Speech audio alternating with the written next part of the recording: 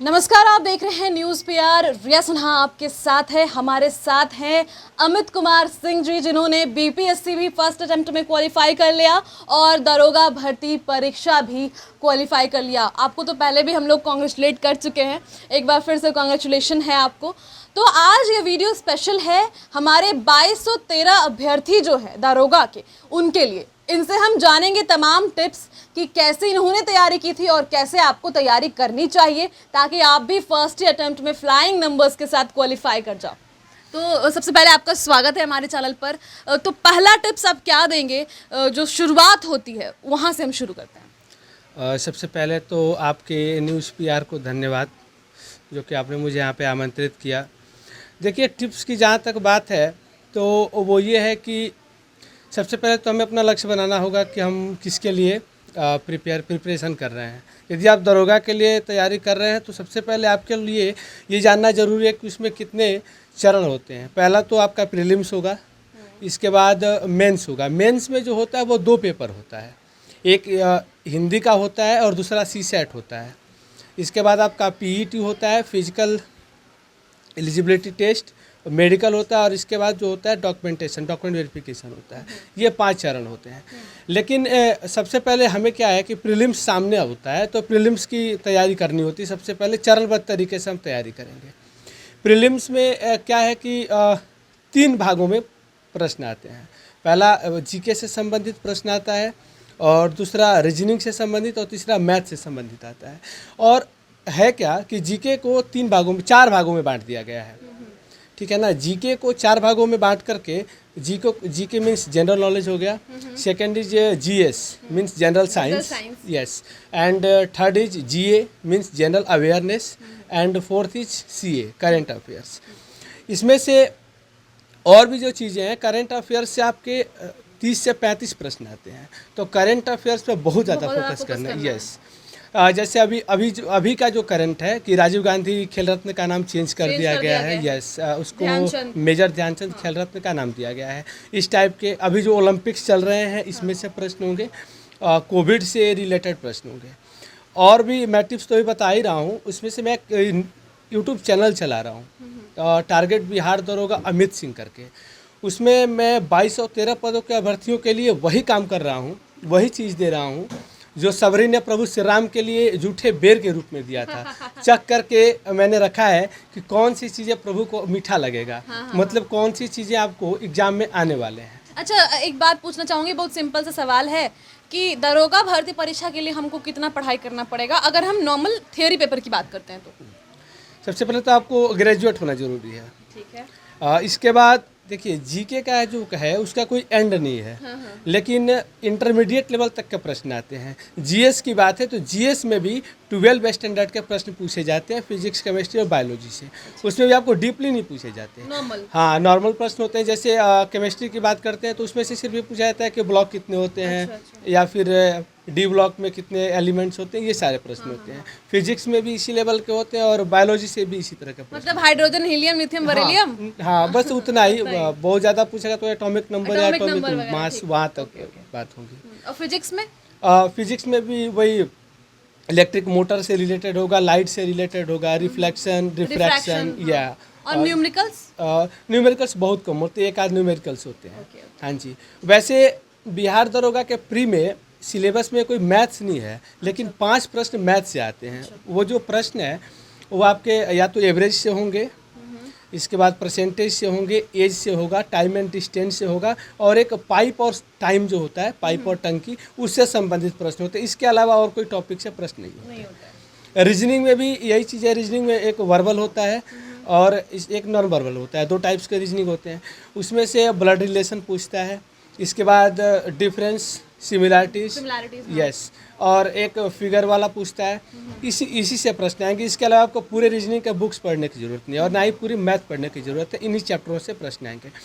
2446 पदों में मैं था, मैंने फर्स्ट अटेम्प्ट में पास किया था। उसके अलावा भी मैंने प्रीवियस पेपर को देखा है, तो उसमें भी यही सारी चीज़ें। हाँ, मैथ में प्रोबेबिलिटी से एक प्रश्न जरूर होता है, तो उसको हमें माइंड में कवर करके रखना है। साथ ही साथ जब मेंस की बात करते हैं तो मेंस में एक पेपर पूरा हिंदी होता है। ठीक है।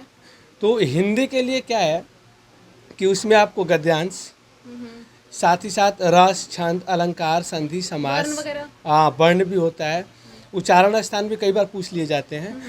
और साथ ही साथ संधि हो गया, समास हो गया। ये भी तो बेसिक्स हैं जो हम लोग 10th तक पढ़ते हैं, संधि समास हाँ वगैरह ये हाँ, सब। लेकिन इसको अब थोड़ा सा डीप में upgrade पूछा करते हैं, जाता है, अच्छा, थोड़ी सी गहराई में जाकर के पूछा जाता है हर चीज़ में। हिंदी का तो वैसे भी हिंदी एक भाषा भाषा है है, और भाषा का कोई अंत अंत नहीं नहीं है जी। साथ इसके बाद जब हम मेंस में प्रश्नों की बात करते हैं तो उसमें नदियों से संबंधित प्रश्न आते हैं और भूगोल से संबंधित काफ़ी प्रश्न आते हैं, दर्रों से संबंधित प्रश्न होते हैं, पहाड़ों से संबंधित, पठार से संबंधित। इसके बाद मैथ और रीजनिंग से वही प्रश्न आते हैं जो मैंने बताया है।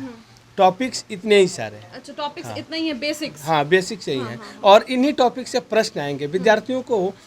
और जो मेरे भाई अभी 22 और 13 पदों की परीक्षा में बैठेंगे उन्हें बहुत ज़्यादा हेजिटेट होने की ज़रूरत नहीं है और ना ही नर्वस हो।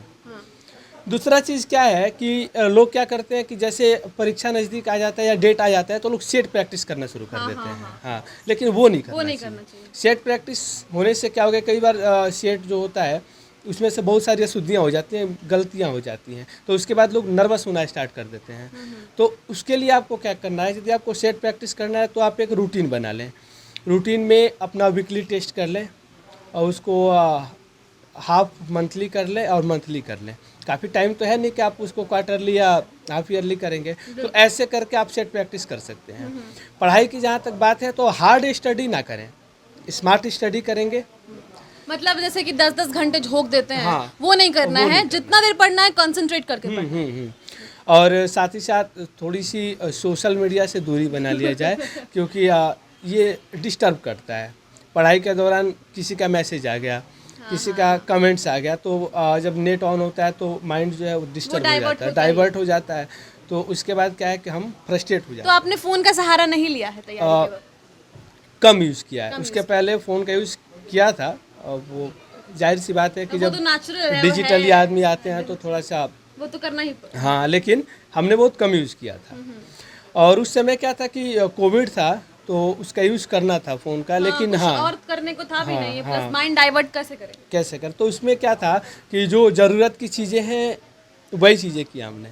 इसके बाद एक चीज़ और है कि गार्जियन जो हैं बच्चे को थोड़ा सा इंडिपेंडेंट कर दें। थोड़ा सा छोड़ दें। हाँ थोड़ा सा छूट दें और छूट वो पढ़ाई के लिए दें, क्योंकि शिशु को अगर शेर बनने की अनुमति नहीं दोगे तो वो गीदड़ बन जाएगा।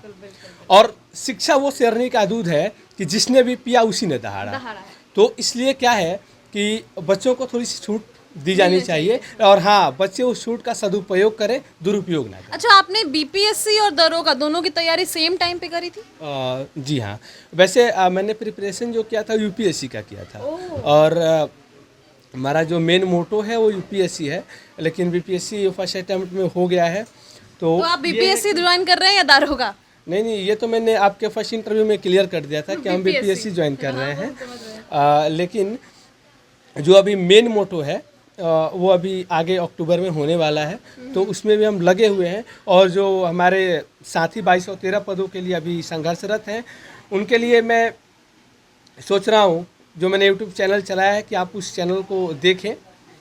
जाहिर सी बात है कि औरों की अपेक्षा उसमें कुछ अच्छी चीज़ें मिलेंगी आपको। बिल्कुल बिल्कुल। इसके अलावा मैं पूछना चाहूँगी कि फिजिकल की तैयारी आपने कैसे की? क्योंकि बहुत लोग थ्योरी तो क्वालिफाई कर जाते हैं, फिजिकल में बेचारे छट जाते हैं, और खास करके तौर से मेंस, क्योंकि ऑब्वियसली वुमेंस को तो थोड़ी है छूट, लेकिन मेंस भी बहुत रिजिड होकर उन्हें देखा जाता है, तो कैसे वो करेंगे? देखिए, मैंने तो फिजिकल का जो प्रिपरेशन था वो एकेडमी ज्वाइन किया था पटना में, मोइनुल्लाह के स्टेडियम में। हाँ जी, मैंने विस्तार से बताया था आपके फर्स्ट इंटरव्यू में मैंने किनके पास किया था।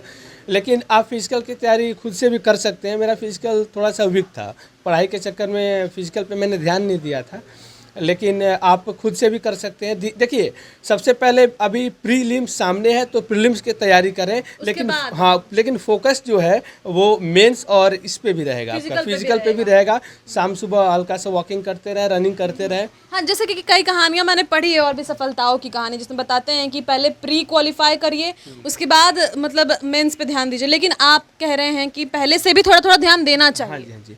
देखिए, तैयारी की जहाँ तक बात है, तो सबसे पहले जब आप प्री निकाल लेंगे तो एक कॉन्फिडेंस लेवल आपका इंक्रीज होने लगेगा। एक आपका बेस हो जाएगा कि प्री के बाद अब मेंस है, तो आपका कॉन्फिडेंस लेवल जो है ना वो धीरे धीरे बढ़ता जाएगा और आप खुद से मोटिवेट हो जाएंगे। दूसरी बात क्या है कि आप ऑलरेडी मोटिवेट रहे हैं, है ना। डीमोटिवेशन, और एक चीज़ और है, डीमोटिवेशन जो है आपको नीचे ले जाएगा। दोस्त और किताब कम रखें, उनसे कन्फ्यूजन होती है। हाँ, जो आपके मॉडरेटर्स हैं आप उनको सेलेक्ट कर लें, जो आपके दोस्त गाइडलाइंस, बनाए, कम बनाए। हाँ कम बनाए, और वही बनाए जो आपको मोटिवेट अच्छे, करें। बिल्कुल, हाँ बिल्कुल। अच्छी कंपनी होनी हाँ बहुत वही, जरूरी है। और जो आपके मोटिवेट करने वाले हैं, जो आप जिसको आप अपना आइडियल मानते हैं, वो चुन करके ही बनाए, किसी एक को ही बनाए, अन्य लोगों की बातें ना सुने, वरना कन्फ्यूजन होगी, दुविधा होगी। हाँ जी। तो ये थे हमारे साथ अमित जी, इन्होंने बहुत सारे टिप्स दिए हैं और लाइफ के भी टिप्स दिए हैं। उसके साथ ही कहा है कि किताबों और दोस्त दोनों में से आप चूज कर लें। हाँ। कम बनाएं, कम दोस्त बनाएं। तो ये चीज़ें बहुत इंपॉर्टेंट है, अच्छी कंपनी होना बहुत ज़रूरी है और बहुत अच्छी अच्छी बातें भी इन्होंने की है। तो उम्मीद है आपको इनका इंटरव्यू अच्छा लगा होगा। आगे और भी ऐसे वीडियोस चाहे तो हमारे कमेंट बॉक्स में आप लिख सकते हैं। और आप सब जो एग्ज़ाम्स देने वाले हैं उनको पहले से शुभकामनाएं देना चाहूँगी। और जैसा कि इन्होंने कहा है, कॉन्फिडेंट रहिए, घबराने की ज़रूरत नहीं है। तो आपको शुभकामनाएं आपके एग्ज़ाम्स के लिए। धन्यवाद।